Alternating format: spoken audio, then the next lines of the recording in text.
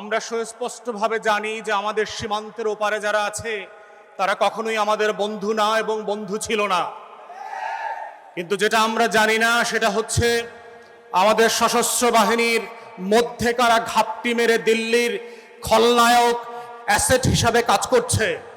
আমরা যেটা জানি না সেটা হচ্ছে আমাদের ডিজিএফআই, এনএসআই, এসবি, ডিবি থেকে শুরু করে রাষ্ট্রের আমলাতন্ত্রের মধ্যে নখরে নখরে কারা কারা বাংলাদেশকে প্রত্যেক দিন বিক্রি করে দেওয়ার জন্য কাজ করছে। সোশ্যাল মিডিয়াতে আমরা শুক্রবার থেকে জানি যে কে কে এই শুটিংয়ের সাথে জড়িত। তারা মোমেন শাহী থেকে সীমান্ত ক্রস করে ওই পারে চলে যাবে। গারো পাহাড়ের এক ফিলিপ নামে ছেলের কথা বললাম, কিন্তু আমাদেরকে সোশ্যাল মিডিয়াতে জানানো হলো এই শুটার নাকি সিলেটে যাবে। কারা জানিয়ে পুরো জাতির দৃষ্টি পরিবর্তন করেছে। আমাদের সংস্থাগুলো 40 মিটার নিচ থেকে নাকি বিএনপি জামাত ধরতে পারত এক সময়।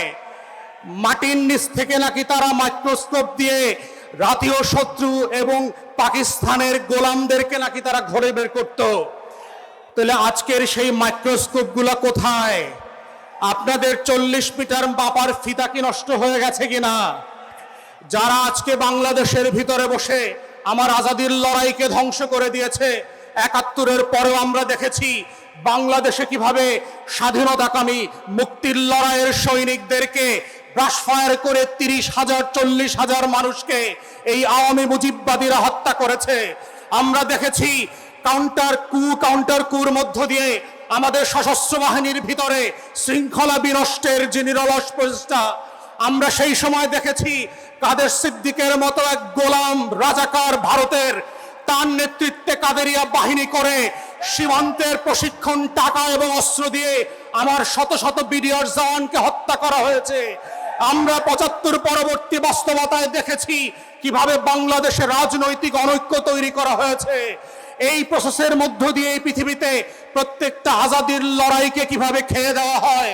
অথবা আজকে অভ্যুত্থানের পক্ষের শক্তি যারা ছিলেন, আপনারা যদি বোধ করে থাকেন 10টা 20টা 30টা 50টা আসনের জন্য ডানে বামে তাকাবেন, মনে রাখবেন বিএনপি জামাতের নেতাদের ফাঁসি কিন্তু আটকানো যায় নাই। আপনাদের বিভক্তি কিন্তু পুরো জাতিকে সর্বগ্রাসী ছোঁয়ার মধ্যে ফেলে দেবে এবং সেই ছবল থেকে কেউ বাঁচতে পারবেন না। তাই আজকে ৭৫ পরবর্তী সেই বাংলাদেশের আজাদি যে হস্তক্ষেপ ছিল, আজাদি ছিনতাই হয়ে গিয়েছিল, সেই ছিনতাই হওয়ার ইতিহাস থেকে নতুন করে আবার আমাদেরকে শিখতে হবে যে বাংলাদেশের এই খলনায়করা কিভাবে প্রশাসনে ঘাপটি মেরে বসে আছে, বিভিন্ন রাজনৈতিক দলকে বিভ্রান্তির মধ্যে ফেলছে। গণ অভ্যুত্থানের এক দলকে আর এক দলের বিরুদ্ধে বট বাহিনীর মিথ্যা পোস্টের মধ্য দিয়ে লেলিয়ে দেওয়া হচ্ছে, সম্পর্ক হানি করে বাংলাদেশকে রাষ্ট্র আকারে দুর্বল করা এবং এইখানে নির্বাচনকে ভণ্ডুল করবার যে আয়োজন চলছে এবং এর পিছনে যে বয়ানের রাজনীতি আছে। আমার 5 দশকের বুদ্ধিবেশ্যারা, আমার সাংবাদিক আর শিক্ষকরা ফেসবুকে যারা বিভিন্ন সময় সুশীলতা দেখান, তারা যেভাবে বয়ানের রাজনীতি করছেন, দিল্লির আধিপত্যবাদকে সফট পাওয়ার আকারে আমার সামনে হাজির করছেন, এইটা হচ্ছে অশনি সংকেত। এবং গণ অভ্যুত্থানের তরুণদেরকে মাথায় রাখতে হবে যে এই অভ্যুত্থানটা কিভাবে আগেও আজাদির লড়াইটাকে নাই করে দেওয়া হয়েছিল, কোন কোন উপকরণ দিয়ে করা হয়েছিল, কোন কোন প্রতিষ্ঠানকে দিয়ে করা হয়েছিল, রাজনৈতিক দলগুলোর ভুল সিদ্ধান্তগুলোকে কিভাবে আবার মঞ্চস্থ করবার চেষ্টা করা হচ্ছে। এটা বোঝার মধ্যেই হচ্ছে জুলাইকে ধরে রাখার একমাত্র সত্য। আজকের গণ অভ্যুত্থানের শক্তিগুলোকে মাথায় রাখতে হবে। শত্রু সাপেক্ষে আমার বয়ানের রাজনীতি যেমন মোকাবেলা করতে হবে, শত্রু সাপেক্ষে আজাদির লড়াইকেও হেফাজত করতে হবে। এটাই হচ্ছে আজাদি ধরে রাখার একমাত্র বাহন, এর বাইরে আর কোনো লড়াই নাই। এবং সেই লড়াইতে আমরা চাই নতুন করে আবার ইনকিলাব জিন্দাবাদ হয়ে ভারতবর্ষের আনাচে কানাচে থেকে হর্ষদ মোহানির ভয়েস থেকে আজকে যেভাবে হাদির কণ্ঠকে দিয়ে সারা বাংলাদেশ আত্মস্থ করেছিল, সেই ইনকিলাব আবার আবাবিলের মতো আসমান থেকে ফিরে আসবে। ইনকিলাব ইনকিলাব ইনকিলাব ইনকিলাব ইনকিলাব ইনকিলাব।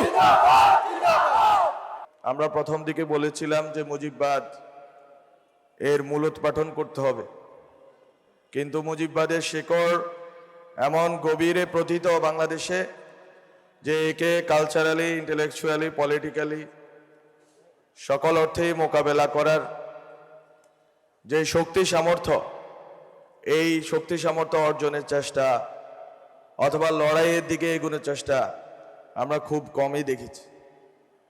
এই ইনকিলাব কালচারাল সেন্টার একটা উদ্যোগ, এর বাইরে আমরা খুব কমই উদ্যোগ দেখেছি। আমি অনেক বড় উৎসাহমূলক বক্তব্য দিতে পারবো না, আমি শুধু কয়েকটা নিজেদের আত্মসমালোচনা করেই 1-2 মিনিটে শেষ করি। আজকে সাংস্কৃতিক লড়াই, আজকে মুজিববাদ বিরোধী লড়াই, সেই ক্ষেত্রে আমরা অনেক পিছিয়ে আছি। আমরা পিছিয়ে আছি কেন? এটার কারণ হচ্ছে আমাদের সাংস্কৃতিক লড়াইয়ের যেই ডিমার্কেশন লাইন, সেই লাইনে আমরা কোনো কাজ করতে পারিনি। আজকে বাঙালি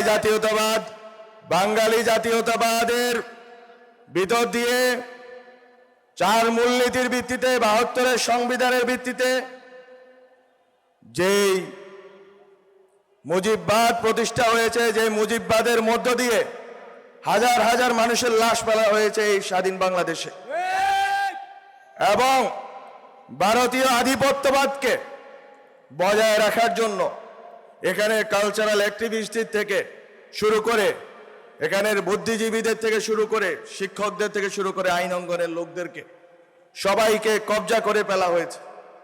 কাউকে এটা হচ্ছে এই এক ধরনের কলোনাইজেশন, যে তাদের মাথা বিক্রি করে দিয়েছে তারা একটা অংশ, আর একটা অংশ হচ্ছে সচেতনভাবে বাংলাদেশের বিরুদ্ধে, বাংলাদেশের মধ্যে থেকে বাংলাদেশের বিরুদ্ধে অপতৎপরতা চালিয়ে যাচ্ছে।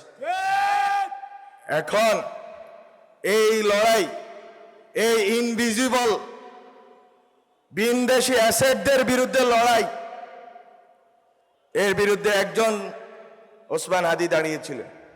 উনি বাংলাদেশের অ্যাসেট, আর বিনদেশি অ্যাসেটরা তাকে মারার যুক্তি উৎপাদন করেছে। তাকে যখন মারা হয়েছে তখন সবগুলো নীরব বসে রয়েছে, কোনো রা নেই, কোনো কথা নেই, সবাই নাটক করতেছে আমাদের সাথে। আমরা যখন আমাদের হাতে এই দেশের 5 আগস্টের পরে যখন এই মুজিববাদীদের, এই আওয়ামী লীগ, এই 14 দলীয় সন্ত্রাসীদের প্রত্যেকটি বাড়ি চুরমার করে দেওয়ার ক্ষমতা ছিল, সেদিন আমরা নিজেদেরকে সংবরণ করেছিলাম বলে আজকে তারা এই সাহস করতে পারছে। আমরা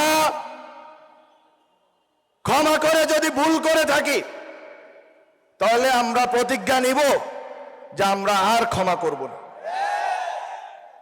আমরা যদি দয়া দেখিয়ে, আমরা যদি মনে করে থেকেছিলাম যে আমরা এই দেশকে, এই দেশের ভিতরের রাজনৈতিক লড়াইকে, রাজনৈতিক দ্বন্দ্বকে এই দেশের ভিতরে মোকাবেলা করব, যারা এই দেশের বাইরে এই দেশের লড়াইকে নিয়ে গেছে তাদেরকে হুঁশিয়ারি করে দিতে চাই যে যদি এই দেশের লড়াই এই দেশের বাইরে যায়, তাহলে এই দেশের মুক্তির লড়াইও এই দেশের বাইরে যাবে। খুবই খুবই সংকটময় পরিস্থিতি সামনে, আমাদের গায়ে হাত দেওয়া যাবে না। আমরা কিন্তু একটা লাশ পড়লে আমরা কিন্তু লাশ নেব, কত সুশীলতা করে লাভ নেই, কারণ অনেক হয়েছে, অনেক ধৈর্য হয়েছে, অনেক আমরা রিকনসিলিয়েশন, ট্রুথ, আমরা বিভিন্ন কথা বলেছি। আমরা বলেছি যে আইসিটি ট্রাইব্যুনালে স্বচ্ছ প্রক্রিয়াতে আপনারা বিচার করুন, বিচার চলমান আছে, তো বিচারের বদলে আজকে বিচার চলমান আছে একদিকে, আর একদিকে এই আইনের পাকপোকর গলিয়ে এই দেশ থেকে বেরিয়ে ভারতে আশ্রয় নেবেন, ভারত থেকে আপনারা বাংলাদেশে সন্ত্রাস করার উস্কানি দিবেন এবং সন্ত্রাস চালাবেন, আমার ভাইয়ের উপর গুলি চালাবেন, আমরা এটা বরদাস্ত করব না। আমরা এটা বরদাস্ত করব না। কিভাবে করব না? এখানে বাংলাদেশে ভারতের এবং বিন্যাসীদের যারা স্বার্থ রক্ষা করবে তাদের অনিরাপদ থাকতে দেওয়া যাবে না। আমরা যদি নিরাপদ না থাকি, এই দেশে আমাদের শত্রুরাও নিরাপদ থাকতে পারবে না। এটা হচ্ছে বেসিক কন্ডিশন। আমি আর কথা বাড়াবো না, কিন্তু আপনাদেরকে এই আমাদের শরীরে জোশ, গরম, শক্তি, বিপ্লব সবকিছুর আছে। সাথে সাথে আমি একটা কথা বারবার বলে এসেছি, অনেক গালি শোনার পরে এই কথা আমি বলবো, সেটা হচ্ছে গড়ুন। আপনারা ইনকিলাব কালচারাল সেন্টারের মতো সেটার আদর্শ রাজনৈতিক অবস্থান যাই থাকুক, জুলাইয়ের পক্ষে ছিল। জুলাইয়ের পক্ষে আপনারা জেলায় জেলায় সাংস্কৃতিক কর্মকাণ্ড শুরু করুন। জুলাই বিরোধী যারা সাংস্কৃতিক ভাবে বাংলাদেশের বিরুদ্ধে কাজ করছে তাদেরকে প্রতিহত করুন সাংস্কৃতিকভাবে। এখানে শিক্ষকরা, মিডিয়াতে এবং আইন অঙ্গনে যারা জুলাইয়ের বিরুদ্ধে কাজ করছে তাদেরকে তাদের মতো করে প্রতিরোধ করুন। এবং জুলাইয়ের শক্তি যদি কনস্ট্রাকটিভলি, গঠনমূলকভাবে শক্তিশালী হয়ে ওঠে, তাহলে ভিতরকার যে লড়াই এবং চারপাশ থেকে যে লড়াই ঘিরে ধরেছে সব লড়াইকে আমরা মোকাবেলা করতে পারবো। আপনাদেরকে আমি আমার সংগ্রামী সালাম জানিয়ে শেষ করি। ইনকিলাব জিন্দাবাদ।